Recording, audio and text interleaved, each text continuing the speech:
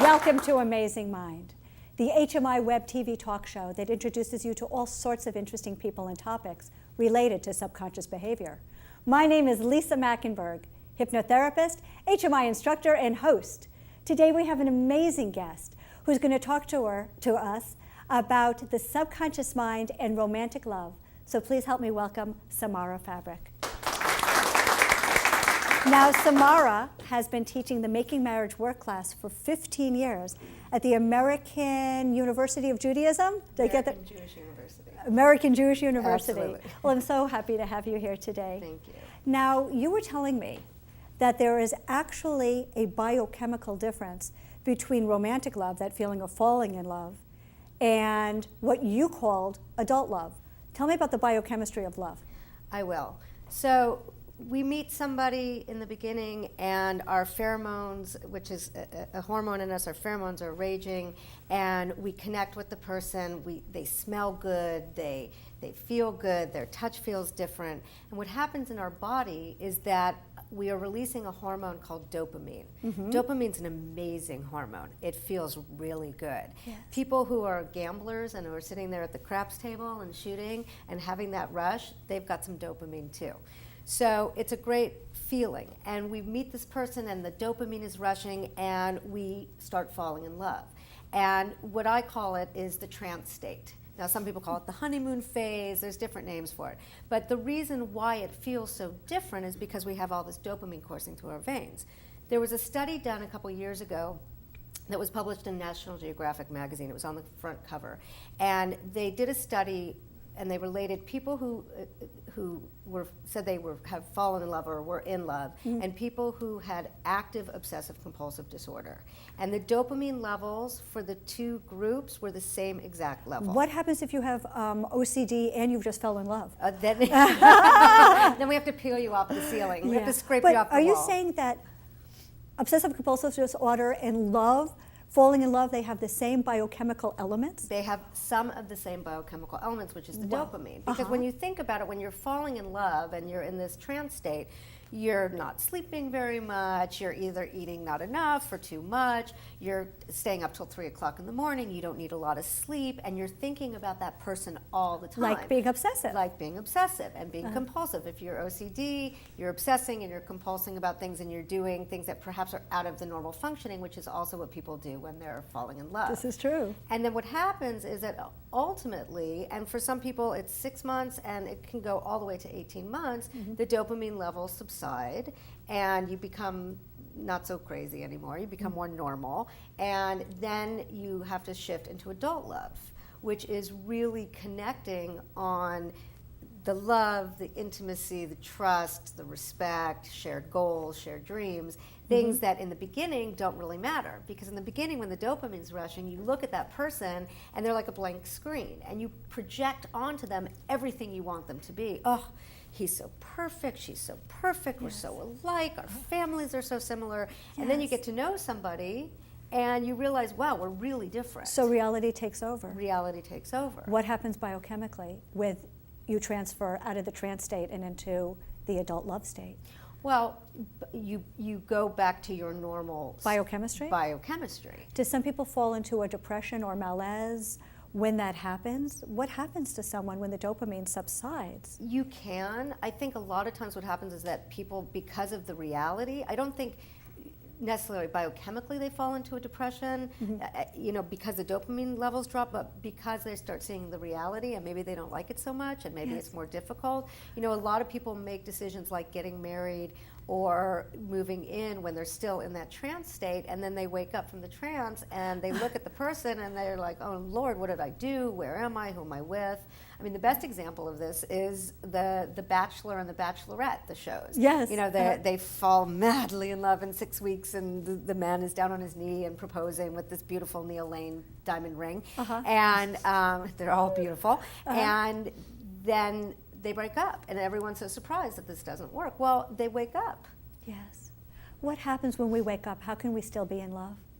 Well, adult love is built, I think about like a house. So mm-hmm. the foundation is built with love and respect and trust and communication, and then the roof of the house is shared goals and shared dreams. So it's really about working on the stuff that's real. And in the class that I teach, in the Making Marriage Work class that I teach, it's a premarital class, and I really teach people on how to build that house, because that's all you have left. Yes. I mean, the dopamine, you do get surges and things happen, and your hormones can, you go on vacation and you're in Hawaii and you're looking at the surf, and you can have that feeling again, but it's not a constant ever again. Oh, sure, sure. So when you're building the foundation, you talked about common goals and dreams and vision and ethics and values. What else do you need to put into that foundation to make that house stay built intact and not go crashing down? Well, I really think that the most important things are trust and respect, and, like you said, values and communication. Part of what makes the house work really is knowing how to fight. I think that people really don't know how to argue. They don't know how to fight. They don't know how to get through to the other side. Yes. And I have a private practice in Beverly Hills where I see mostly couples, and what I work on a lot with these couples is how to fight fair. How do you fight fair? The key to fighting fair is intention. If your intention is to get to the other side and to get some resolution and to communicate so that it is constructive, then you're not going to call each other names and throw, crockery around the house and, fight to the death. Yes. And so it's really about wanting to get through the other side of the issue. I know people, when they fight, their number one priority in the fight is to hurt their partner as deeply as they feel hurt. Yes. What happens when that is the intention? Well, then you're fighting dirty. I mean, the analogy that I use is that when you're fighting in a couple, in a marriage or relationship, what you want to not do is get into the boxing ring. Because once you're in the boxing ring, how do you win? Well, you win a boxing match by knocking the other person out, and then the other person's on the floor bleeding with a concussion. Yeah. So if you get into the boxing ring with your partner or your spouse, then one of you is going to end up on the floor bleeding with a concussion, hopefully metaphorically and not literally. Yes. And what happens is that when you win, if you're the winner and you're still standing, you lose. You still lost. You lost, because the person that you love is lying on the floor bleeding with a concussion. Yes. So the idea in fighting in a relationship is staying out of the boxing ring. Yes. And having the intention of resolving it and coming to a place where you can be back in love and both be on the same page. Yeah, and to really understand the other person. It's okay a lot of times not to agree. The only time you really have to agree in a relationship is when there's a decision that has to be made. Yes. But beyond that, it's okay to have different opinions. You can like Indian food and your partner can like Mexican food, and that's okay. Yes. You can go to the food court. Yes. So, but it's really about understanding where that other person is coming from and getting to the other side. We do it at work all the time. We have conflicts at work all the time with our coworkers, in our group, if we're in kind of a work group, and we work through it until we get to the other side. Well, one of the things that we talk about a lot with hypnotherapy is being mindful. Yes. We're mindful when we eat. We're mindful certainly when we parent, I hope. But being mindful in relationships, and one of the things that I work on in my relationship, and I talk to my clients, that people have disagreements with their best friends, but when they're having agreement with their best friends, they might even start with, "You hurt my heart, and let me tell you why." But it's not the intention of hurting the other person. Correct. But to go into that argument with a spouse, which should be your best friend, with the idea of having the other person understand you, but not creating collateral damage. Correct. So having a mindful fight. Can you give us another couple of tips on how to have a mindful fight with someone who you love? Well, absolutely. I think one of the biggest pitfalls that people get stuck in is they don't really know what they're fighting about. So we often, I do an exercise in my class where I have couples present a conflict, and it takes them a very long time and a lot of coaching to get to actually defining the problem. So a lot of times Wow. what people are doing is they're fighting, they're presenting the problem, but they haven't really defined it. Mm-hmm. Well, we know that you can't solve a problem unless you've defined it. That's and true. so one of the pitfalls is that people really don't know what they're fighting about. And if you Yes. define it, it's easier to come up with a solution. Yeah. Well, you know what? We're going to take a short break. But when we come back, I want to talk about the 3 main things that you see in your class and you see in your private practice. And maybe we can teach a couple of skills here on Amazing Mind to be able to resolve the 3 main challenges in romantic love. Absolutely. Well, we're going to take a short break.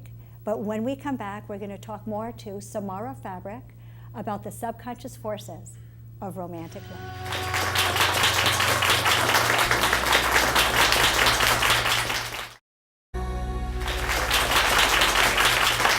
Hello and welcome to Amazing Mind, the HMIwebTV talk show that introduces you to all sorts of interesting people and topics related to subconscious behavior.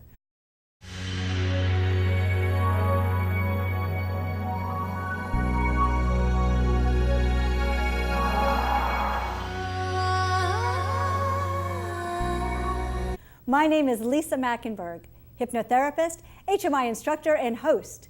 Today we have an amazing guest who's going to talk to us about the subconscious mind and romantic love. So please help me welcome Samara Fabric. Now, Samara has been teaching the Making Marriage Work class for 15 years at the American University of Judaism. Did I get that? American Jewish University. American Jewish University. Absolutely. Well, I'm so happy to have you here today. Thank you. Now, you were telling me that there is actually a biochemical difference between romantic love, that feeling of falling in love,